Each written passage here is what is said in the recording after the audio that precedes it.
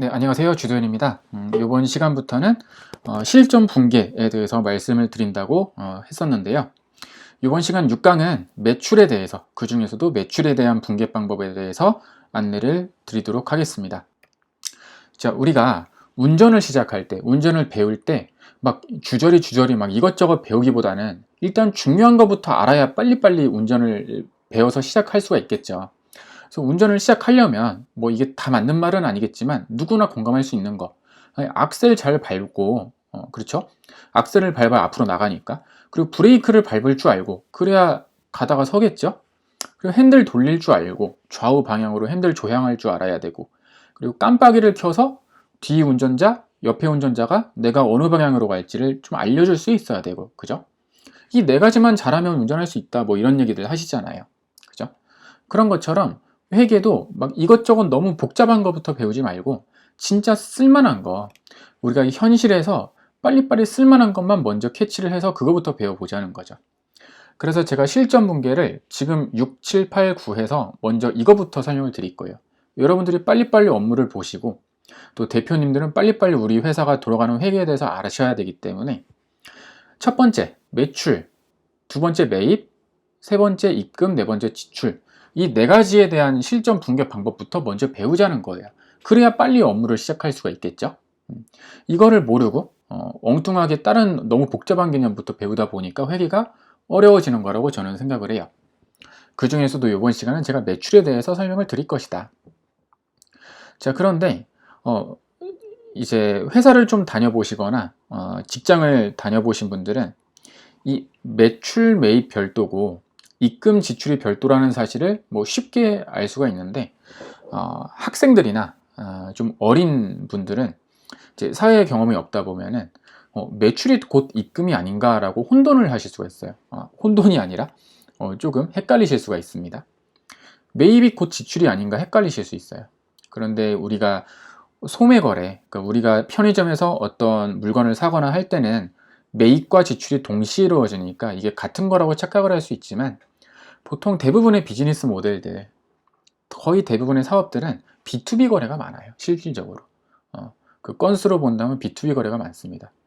그래서 외상으로 먼저 매출을 일으키고 그리고 나중에 입금을 받고, 또 세금계산서를 또 받고요, 외상 매입을 먼저 하고 나중에 돈을 송금해 주는 경우, 이런 경우가 훨씬 더 거래에서는 많다라는 겁니다. 그래서 그거를 먼저 짚어드리고요. 그래서 실전 분계 네 가지 중에 이번 시간은 매출에 대한 설명을 드리려고 합니다. 자, 매출 분계 예시를 제가 한번 적어 봤는데요. 이 밑에 있는 거는 세금계산서의 한 예시를 제가 캡처를 해 놓은 거예요. 사정상 이 공급자 정보랑 공급받는 자 정보는 제가 이렇게 가려놨는데, 공급자는 이제 우리 회사 입장이죠. 우리 매출자가 공급자가 되고, 공급받는 자는 우리의 물건을 사가는 사람들, 혹은 우리의 서비스를 사가는 사람들, 그러니까 우리 거래처가 되겠죠. 우리 매출처, 거기는 공급받는 자 정보가 들어가게 됩니다.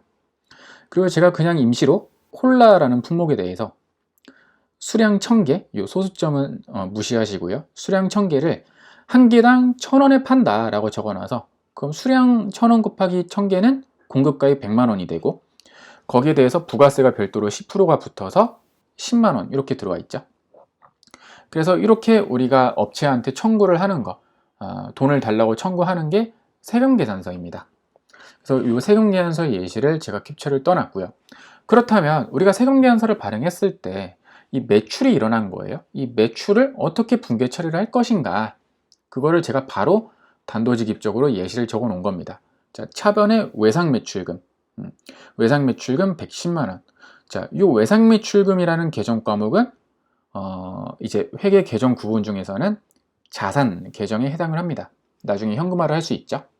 그래서 외상매출금 110만원. 그리고 상품 매출이라고 해서 이 100만원이라고 기록하고, 그 밑에는 부가세 예수금이라고 해서 10만원만 기록을 했는데요. 자, 이 세금계산서를 보면 이 공급가액, 이 1000만원은 이 상품 매출에 들어가죠. 이거는 수익 계정에 들어갑니다. 그죠? 손익계산서상 맨 상단에 표시돼 수익 계정에 해당되고요.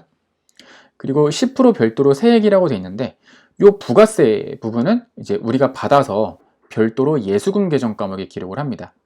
이거는 부채 계정에 해당해요. 자, 이 부가세 예수금 10만원은 왜 부채냐? 매출자는 부가세를 미리 10%를 받아놓은 다음에 그 10%만큼을 나중에 부가세 신고할 때 납부를 하게 되겠죠. 자, 그래서 대변에 부채 계정 10만원이 이쪽에 기록이 된다. 이렇게 보시면 되겠습니다. 자, 정리를 해볼게요. 매출이 일어나면 차변에 외상 매출금 110만원. 이건 자산의 증가 계정이다. 그리고 대변에 상품 매출 100만원. 이건 수익 계정. 그리고 밑에 있는 대변 부가세 예수금 10만원. 요거는 부채 계정이다. 라고 보시면 되겠습니다. 근데 여기 위에 있는 상품 매출이라는 거는 이 회사가 도소매 업계이기 때문에 우리가 물건을 사와서 바로 판매하는 거, 우리가 제조를 해서 판매하는 게 아니라 사온 거를 바로 그냥 판매하는 거예요. 이제 유통상이라는 의미입니다. 그래서 그런 경우는 계정 과목이 상품 매출이 될 것이고, 만약에 우리 회사는 물건을 만들어서 판매해요. 그런 경우는 상품 매출이 아니라 제품 매출로 기록이 되겠죠. 만약에 우리 회사는 물건을 판매하는 게 아니라 어떤 서비스, 용역을 판매하는 회사다. 만약에 우리 회사는 청소 대행업체다. 그래서 청소를 해주고 세금 계산서를 발행했다라고 하면은 계정 과목은 용역 매출 이렇게 바뀌겠죠. 그래서 매출의 분계 예시 요거는 한번 세트로 외워주시면 앞으로 업무하는데 큰 도움이 되실 것 같습니다. 자, 그렇다면은 만약에 우리 회사는요 부가세가 들어가지 않는 면세 품목을 판매하는 회사예요. 예를 들면 우리 회사는 농산물을 판매하는 회사입니다. 그런 경우는 세금 계산서가 아니라 부가세를 걷지 않는 일반 계산서를 발행을 하게 되거든요. 그런 경우는 부가세 예수금을 기록할 필요가 없죠.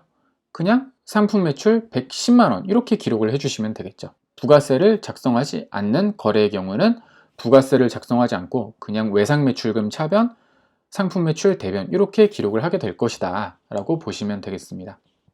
그래서 매출에 대한 분계, 실전 분계에 대해서 알려드렸고요. 제가 다음 시간 제7강에서는 매입에 대한 분계, 실전 연습을 안내해 드리도록 하겠습니다.